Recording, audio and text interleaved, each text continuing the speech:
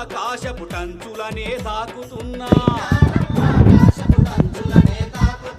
అంధకార పాతాళానికెందుకు దిగజారుడన్నా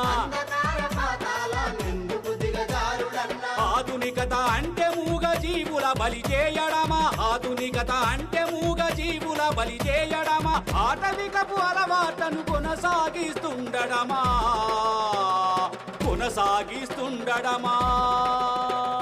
మహాకరుణ యాత్ర ఇది మహాకరుణ యాత్ర